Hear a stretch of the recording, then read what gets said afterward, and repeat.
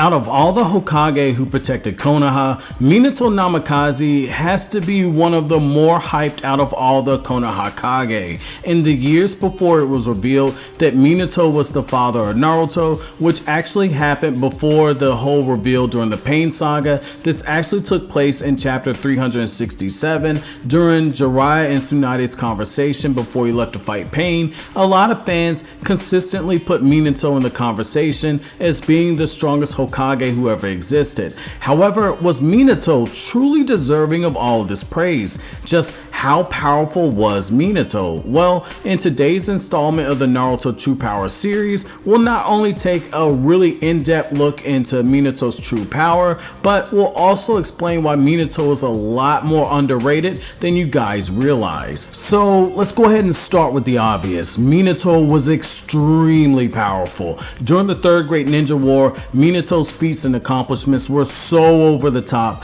that rival nations had to give their ninja a do not engage order if they ever saw Minato. Facing Minato in battle meant certain death unless you were clearly a Kage-level fighter or unless you were a Jinchuriki, and that's for really good reason too. The reason that Minato was called the Yellow Flash is because of his usage of the Flying Thunder God. During the Third Great Ninja War, Minato used the jutsu so much that it was not only the reason he was given the do not engage order, but he was also the reason that Inoki agreed to enter into peace talks with Konoha, because Minato killed over 1,000 ninja in only a few moments when he used the jutsu. However, it should be noted that this is an extreme disservice to Minato if we said that his power and skill only came from using the Flying Thunder God. There is a lot more to his character, and I mean a lot more. Minato was confirmed to have 3 changes in chakra nature by Naruto series creator Masashi Kishimoto in the 4th installment of the Naruto data books that came out after Naruto ended, where it was revealed that Minato had a mastery over fire release, wind release, and lightning release. On top of all that, Minato could perfectly perform yang and yin release jutsu without any difficulty. Moving on to what I believe is one of the more underrated aspects of Minato when it comes to power is his extremely insane chakra reserves. Many people rightfully credit Naruto's mother Kushina with being the reason that he has such high chakra, but Minato has a huge chakra reserve of his own, and I would dare say he's a chakra beast in his own right. In the Naruto manga, it was stated that in order to summon Gamabunta, you had to have an enormous amount of chakra to do so. To put this into perspective for you, in order for Naruto to summon Gamabunta, he had to exhaust all of his chakra, and then he had to tap into the Kyuubi chakra just to summon Gamabunta, who the Naruto dub refers to as Boss Toad. So another thing I want you guys to look at, and one thing that is overlooked, is the fact that in order to attempt using Sage Mode, the manga stated that a person must have large chakra reserves just to attempt to learn the training. However, it was on the night of Minato's death that we see just how impressive his chakra reserves truly were. So on the night that Minato died, Minato expended a lot of chakra in a very short period of time. Let's just start with his usage of the Flying Thunder God. The Flying Thunder God itself requires an extremely high amount of chakra just to perform simple teleportation. In the manga, it took 3 Jonin level people pulling their chakra together just to teleport the Mizukage to the battlefield. And when they were asked why it took so many people to use the jutsu, they stated that they didn't have Minato's high chakra levels to use the jutsu, and they needed to combine all of their chakra just to use basic teleportation. At a minimum, Minato's chakra reserves were over 3 times that of specialized Jonin. But when you look at how he spammed the jutsu on the night that he died, on top of the high-level ninjutsu he used, it becomes even more clear that Minato was a chakra beast in his own right.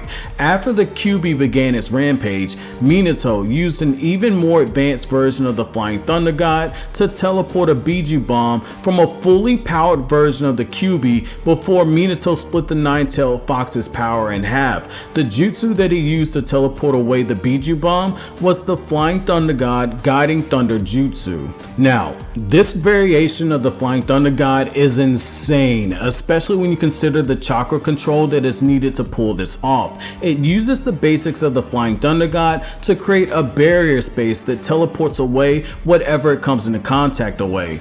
However, after sealing it away, Minato then directs it to another location that has been marked by the chakra seal of the Flying Thunder God user. So, to put it in short, not only did Minato use a more chakra exhausting version of the Flying Thunder God, but he also warped away a Biju bomb from the full powered version of Kurama, which, to put this into perspective for you, during all of the war arc, we never saw Naruto fight with both versions of the Kyuubi at his disposal, and only using half of the Kyuubi's chakra was enough for Naruto to match and overpower the Biju bombs of several of the tailed beasts who were under Obito's control, and they fired those Biju bombs simultaneously at Naruto, and Naruto was able to block them. After that, Minato then went on to fight Obito by spamming the Flying Thunder God and using Flying Thunder God version 2, which ramps up the speed of the Flying Thunder God to a level that is so high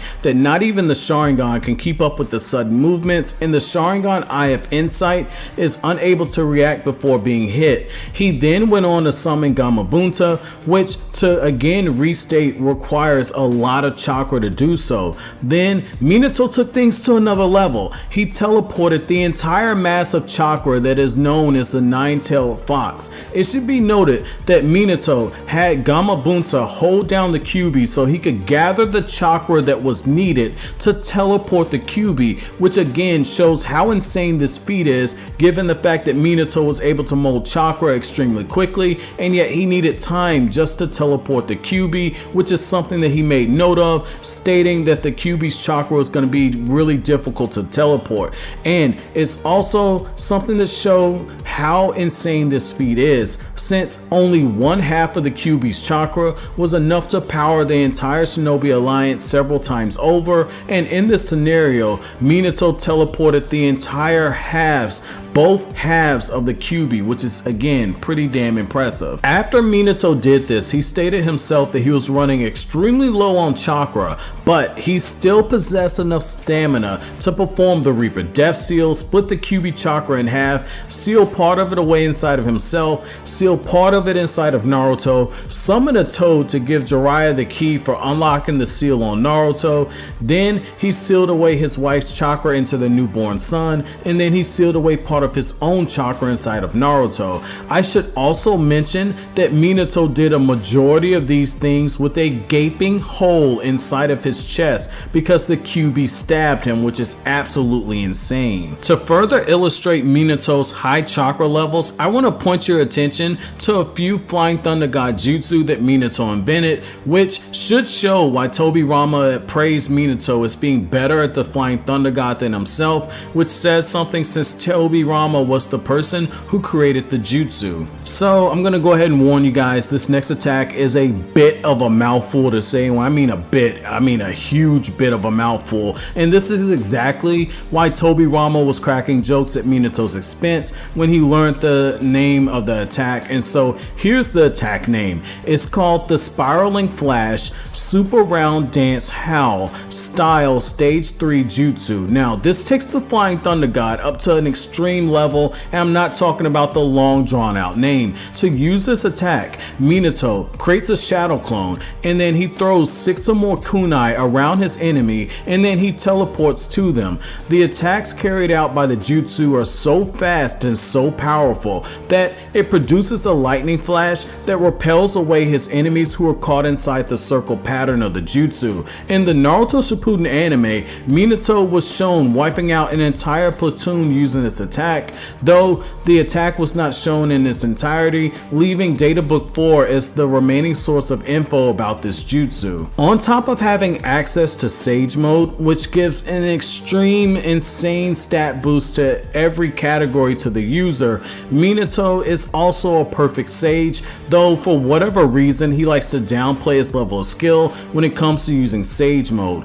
Minato was also taught an unknown number of sealing jutsu by Kushina of Uzumaki, whose clan specialized in sealing ninjutsu so powerful that it took several nations teaming up in order to wipe out most of the Uzumaki clan. Some of the notable sealing jutsu that Minato learned are the Reaper Death Seal, the 8 trigram sealing jutsu, and he even learned a barrier ninjutsu called the 4 Red Yang Formation Barrier Jutsu that was strong enough to briefly contain the Ten Tails, which is pretty impressive given how powerful the Ten Tails is. Another area where Minato excels is his extreme chakra control. Not only does his chakra control allow him to perfectly use high-level ninjutsu without burning through his chakra, but he's also able to use the chakra transfer jutsu. This was a jutsu that was first made by the Sage of Six Paths himself, and it was meant to connect the chakra people together with the goal of peace and harmony. However, as we all know,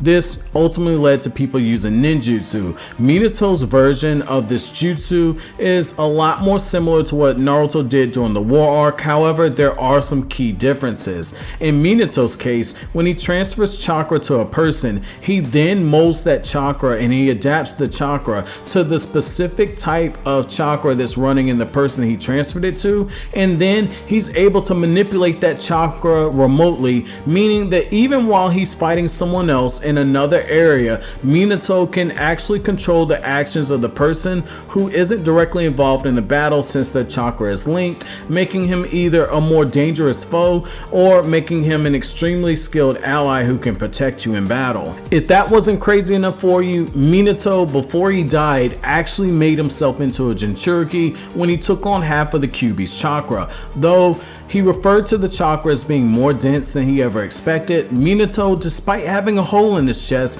was able to continue using jutsu. As in Edo Tensei, we saw Minato have access to the Kyuubi chakra mode, and given his mastery over chakra control, Jinchuriki attacks like the chakra arms and the tail beast bomb out-order the question for him. Up next is a jutsu that everyone knows Minato is famous for, which is the Rasengan, which he was inspired to create after seeing a Biju bomb being fired, but it took him 3 years to master the jutsu. It takes the change in chakra shape to an extreme, but it also fits Minato's fighting style when you think about it, since it doesn't rely heavily on hand seals. As you all know, the Rasengan can be formed using one hand, and it doesn't require extra chakra to sustain.